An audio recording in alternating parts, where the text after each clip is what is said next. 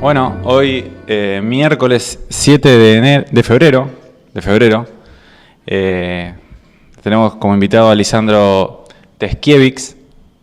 Él es abogado penalista y bueno, tiene un recorrido bastante interesante hoy para venir a hablarnos justamente del derecho, de cómo funciona, y bueno, alguna apreciación suya de la actualidad y bueno, vamos a reflexionar un poco y a tener una linda charla. Eso esperamos. Gracias por venir, Lisandro. No, por favor, gracias por invitarme. Bueno, charlando con vos, como nos contaste hace unos minutos, tenés un recorrido, una trayectoria interesante en lo que es en materia del trabajo legislativo, desde lo ejecutivo has tenido una vida activa. Sí, a ver. Das clases. Uno es, qué sé yo, de todo un poco. Es por ahí la característica del abogado militante. Uno es abogado, pero antes que abogado es militante y ha hecho muchas cosas. Bueno, algunas te las contaba recién. Por ahí alguna que no mencioné. Yo soy consejero directivo de la Facultad de Derecho de la UBA en representación del Frente de Abogados Populares, que es un frente que hemos logrado de un conjunto, casi una veintena de organizaciones de abogados, sí. Pero que tiene que ver con eso, con la construcción, con la visión de un derecho desde otro lado. Claro. La ley y el derecho en general siempre están vistos desde las instituciones.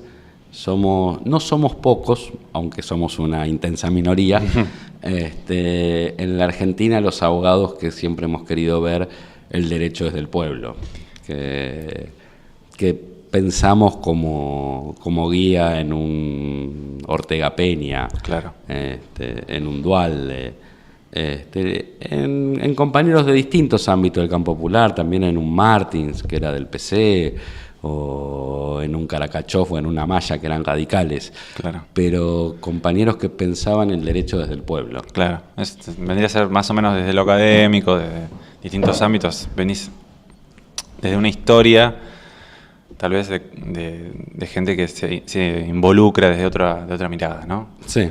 Sí, y desde otra mirada, por ahí eso que decís vos, en todos los órdenes. Yo soy ayudante docente en la UBA, soy también docente en una maestría en la Universidad de La Plata, he trabajado, como decís bien, en el Poder Ejecutivo, en el Instituto de Cine, en Jefatura de Gabinete,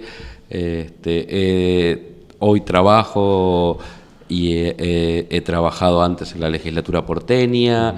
Trabajo hoy en la Universidad Nacional Arturo Jauretche, en Florencio Varela. Es una experiencia increíble, es una universidad nacional que está enclavada en el segundo cordón del conurbano, que está enclavada en un lugar donde el 84% de nuestros alumnos viven calle de tierra, claro. Donde claro. El 90% de nuestros alumnos es primera generación de estudiante universitario, pero arriba del 70% de nuestros alumnos es primera generación que ha terminado el secundario en su familia. Claro.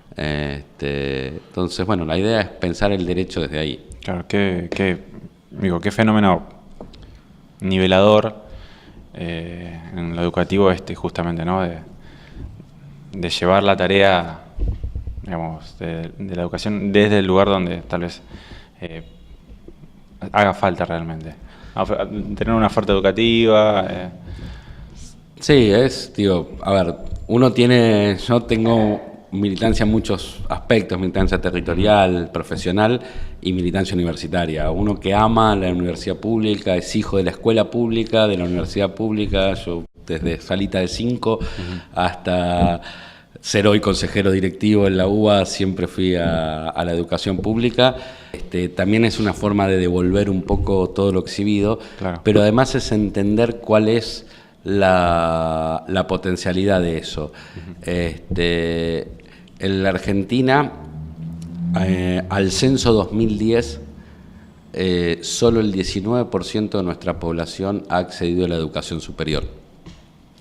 En la declaración de Cartagena, ya venía de la declaración de La Habana del año 98, se ratificó en la Declaración de Cartagena del año 2008 de la Internacional de Educación Superior la necesidad, en realidad la visión del acceso a la educación superior como parte de los derechos humanos, como parte de los derechos básicos de las personas, contra la visión de el convenio de Bolonia, de esta visión norteamericana y de la Europa, de la Unión Europea, de la educación superior como una mercancía transable, donde lo que importa es la internacionalización, que la gente pueda viajar entre universidades y que te pasa a educar acá y laburar allá. Claro, y tener títulos de máster y de recontramáster y de no sé qué, y hacer becas y posgrados y no sé cuánto.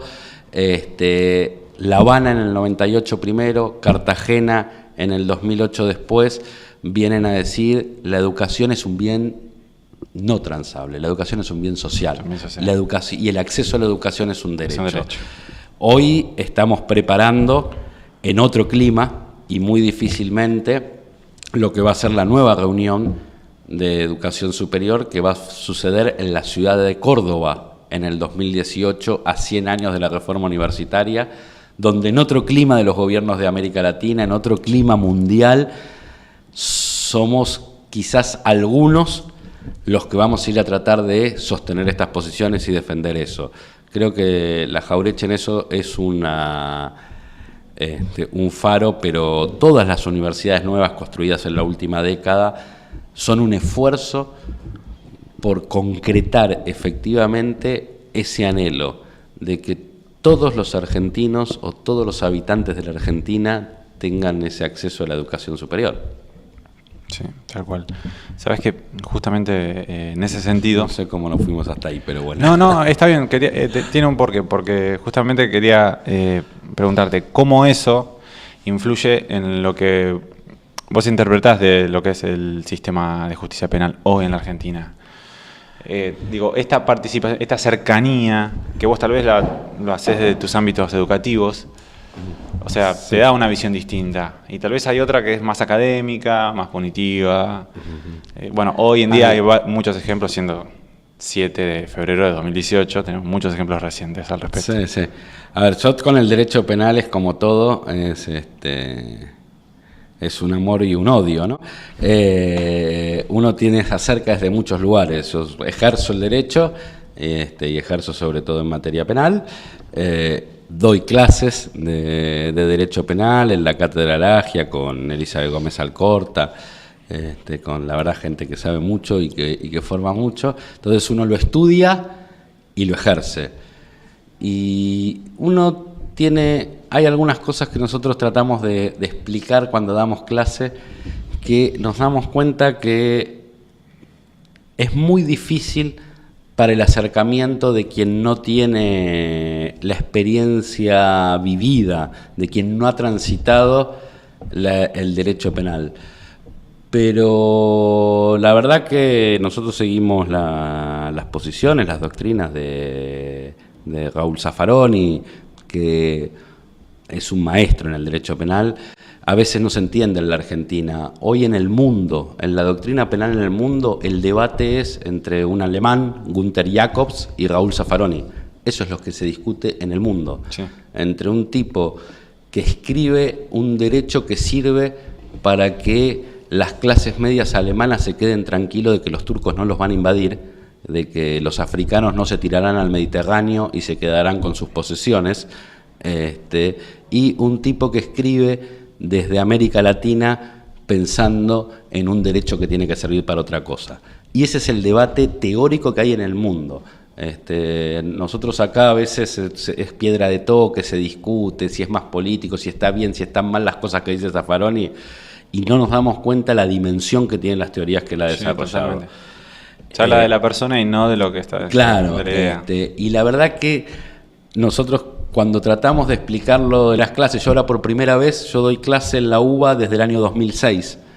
Siempre di clase en una materia que se llama Teoría General del Delito y Fin de la Pena, que es una materia que se da en el ciclo superior, en el ciclo orientado. La toman, es obligatoria para los que van a seguir derecho penal, ¿no? Y es una materia para estudiantes que ya vienen con una trayectoria, tienen 3, 4, 5 años de cursar materias, de discutir el derecho.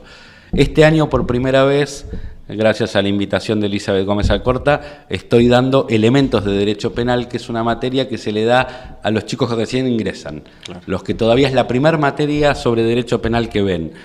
Y es otra forma de pensar las cabezas, de pensar cómo uno explica. Entonces hay algunas cosas que damos ahí en esa materia que son bien interesantes. Y una es tratar de explicar esta teoría tan interesante que hace Zaffaroni, donde él se plantea con una teoría de el fin de la pena. Una gran discusión en el derecho es ¿para qué sirve la pena? Porque hay este mito de que la pena existió siempre y es bastante discutible. Al menos la pena como la conocemos ahora. La cárcel como castigo es un fenómeno en la historia de la humanidad relativamente nuevo. Para cualquiera de nuestras biografías estuvo siempre y estará siempre, porque va más allá de nuestra vida. Pero para la historia de la humanidad está como castigo. La cárcel tendrá 300 años, menos. Sí, como castigo social. Generalizado a todos los países, 100 años. Empezó hace unos 300, ¿no? O sea, la historia de la humanidad es nada, ¿no? Sí, en otro momento tenía otra función. Claro, en otro momento tenía otra función. Los castigos eran de otra manera, eran físicos, te mataba, te cortaba la mano, te marcaba. Y la cárcel, en todo caso, la única función que tenía era el lugar donde esperaban hasta el momento de ser castigado. Exacto. Unos días, un tiempito, hasta que ibas al patíbulo, ¿no? El castigo era patibulario, tenía que ser público, el castigo tenía que verse. Exacto. Y era físico. Exacto. ¿No? Y la cárcel era el lugar donde estabas esperando eso, o que alguien viniera a pagar aquello por lo cual te librabas del castigo. El impuesto no pagado, la multa, lo que fuera. Alguien conseguía los recursos, te libraba del castigo, zafabas, o no aparecían los recursos y te mandaban ahí en público grabarte con un hierro candente, cortarte una mano o matarte. Ahora, con la transformación de la sociedad eso cambia. ¿Y cuándo cambia? No solo Marx, también David Ricardo, ¿no? Piensan, o sea, primero David Ricardo y de ahí lo toma Marx, esta idea de que con el surgimiento del capitalismo lo que empieza a ser el valor de las cosas es el tiempo de trabajo que consumen, ¿no? O sea, nosotros decimos cuánto vale cada cosa y el tiempo de trabajo que se necesita para producirla. ¿Cuánto vale un viaje en subte? Bueno, el tiempo de trabajo que necesitamos para que el subte vaya de un lugar a otro. ¿Cuánta gente tiene que trabajar para hacer eso? Dividido la cantidad de los que lo consumen. Claro. ¿Cuánto vale cada cosa? Es eso. Y cuando aparece eso, entonces, ¿cuál es el castigo que va a aparecer? Privar a la gente de su tiempo. Me voy a adueñar del tiempo de la gente. Totalmente. ¿No? ¿Por qué? Porque es lo que en la sociedad capitalista tiene valor. La sociedad se llama capitalista porque los dueños del poder son los que tienen el capital. ¿Qué es el capital? ¿Qué representa el capital? Tiempo de trabajo. Lo que se quedaron esos tipos que son los dueños de las empresas son con nuestras horas de vida. Sí. Eso, cuando vos ves su resumen de cuenta bancaria, cada numerito lo que dice son horas de mi vida que ese tipo se quedó. Y entonces cuando ese tipo me quiere castigar porque yo soy disruptivo en su sociedad, lo que me saca es mi tiempo.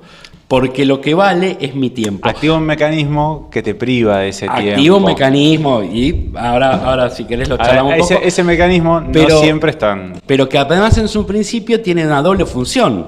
Por un lado, castigarme sacándome mi tiempo, que es lo que vale. Sí. Y por otro lado, en el principio, educar para el trabajo. Nosotros teníamos una sociedad que iba transformándose de rural en fabril, del trabajo en el campo al trabajo en la ciudad, y había que hacer que los pobres de la tierra, que estaban acostumbrados a trabajar en la tierra y con determinadas reglas, como se trabaja en el campo, levantarse a las 5 de la mañana, trabajar hasta que el sol ya es insoportable, volver a la casa, almorzar, dormir siesta, porque no se puede trabajar al sol en el campo, después de la siesta ir a hacer las tareas que faltan, el tambero hacer los 3 ordeñes por día, porque si no labura y la vaca se seca, ¿no? Digamos, cada uno en ese régimen individual de trabajo del hombre con la tierra, con los animales, que eso, los teníamos que meter en líneas de producción. Los teníamos que meter en el trabajo urbano, en el trabajo de la ciudad, en el trabajo bajo techo, en el trabajo de otra manera. Y en eso, en Europa, la cárcel fue una escuela. Meter a la gente adentro y educarla para trabajar en la nueva forma de producción que se desarrollaba. El que tiene muy bien trabajado eso Estados Unidos también lo Foucault. hizo. Sí, Foucault. Foucault lo tiene muy bien trabajado. Con el panóptico. Eso, ¿no?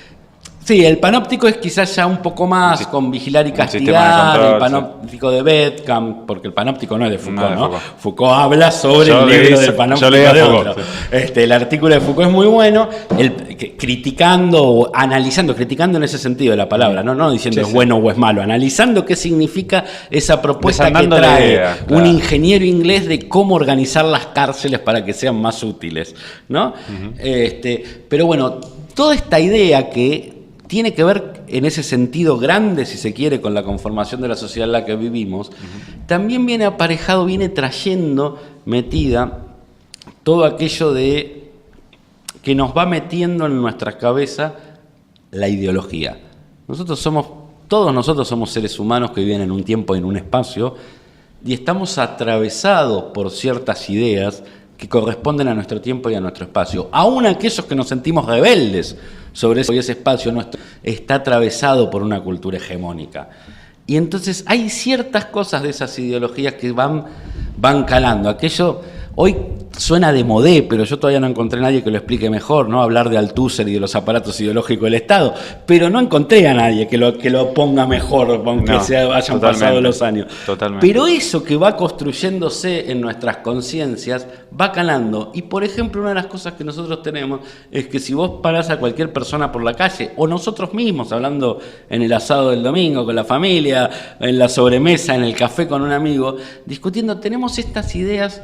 Primero, de que el castigo existió siempre, de que la cárcel siempre existió, de que tiene alguna utilidad aprender a la gente y meterla presa, que sirve para algo, que hay un algo que es necesario a la sociedad, ¿no? Digo, un sujeto, un tipo en un momento, un tal Hobsbawm, que dijo, las personas le delegamos nuestra libertad de defensa a una cosa que él inventó y lo llamó Hobbes, no Hobsbawm, lo mezclé con el historiador inglés.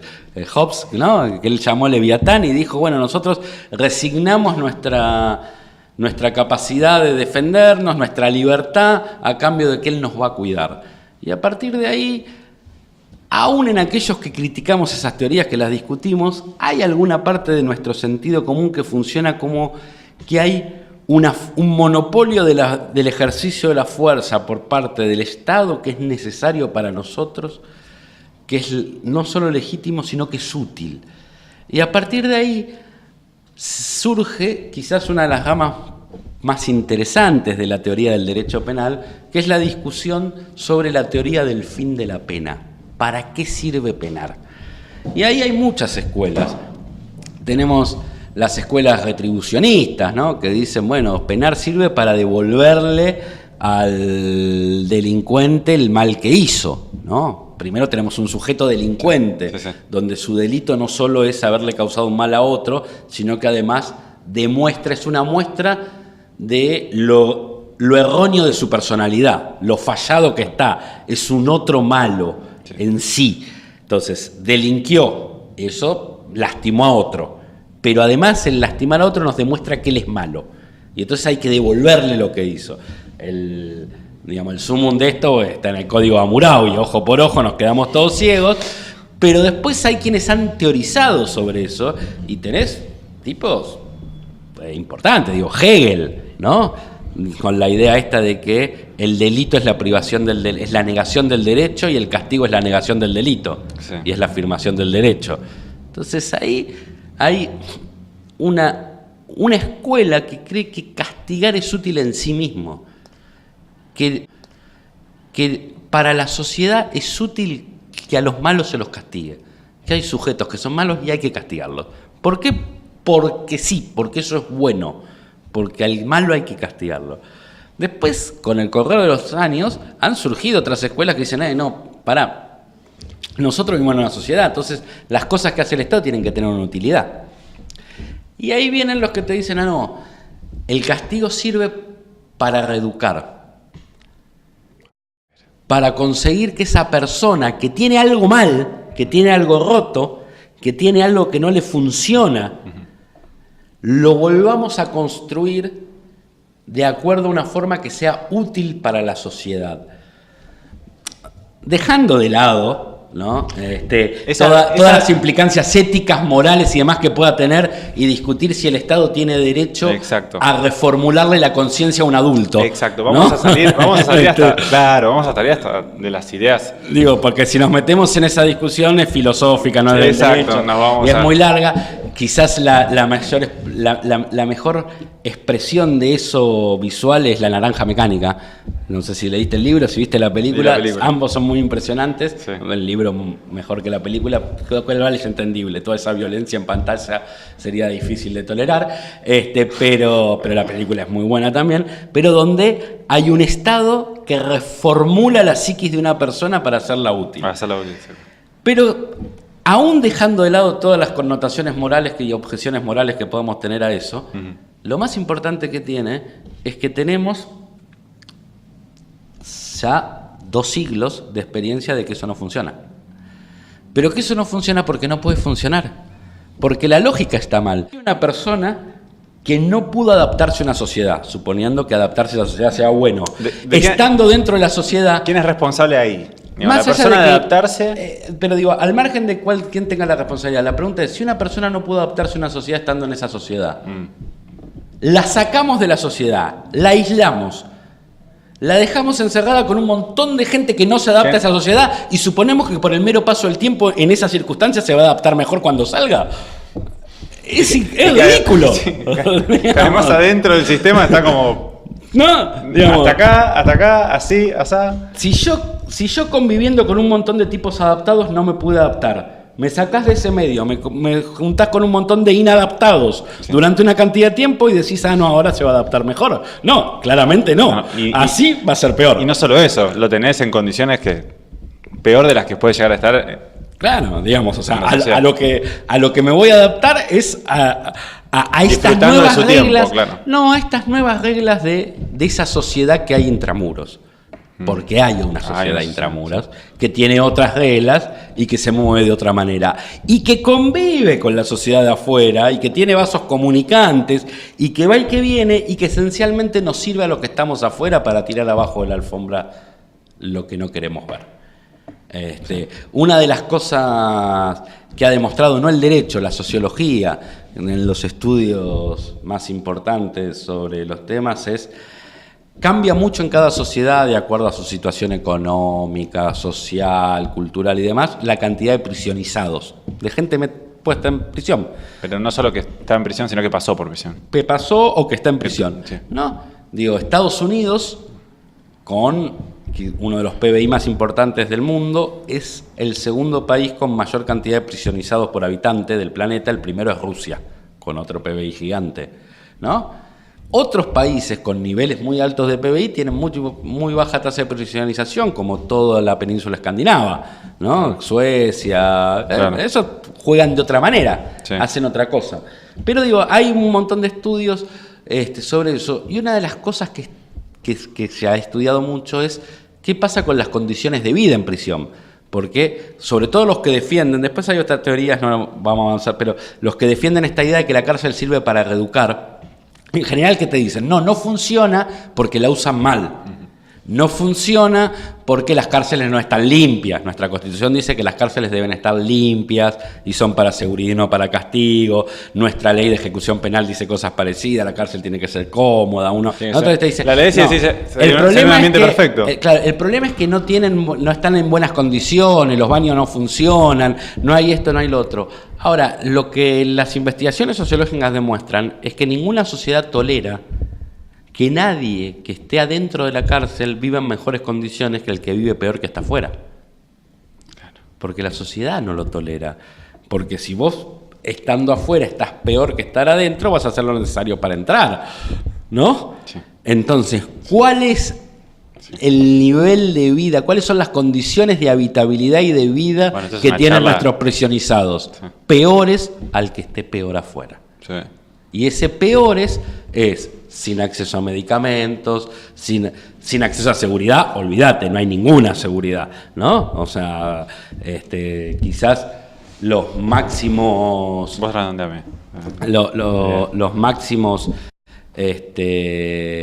víctimas de delito y demás son los propios detenidos. Pero bueno, entonces ahí hay una cuestión que me parece a mí que es bien interesante discutir, que es eso, es para qué sirve la pena. Hay otras teorías, están los que creen que la pena sirve para que todos los que no delinquieron vean que al que delinque lo castigan y entonces no quieran delinquir. Es casi una amenaza del Estado. Sí. Mirá que te voy a hacer... Tiene un nombre eso.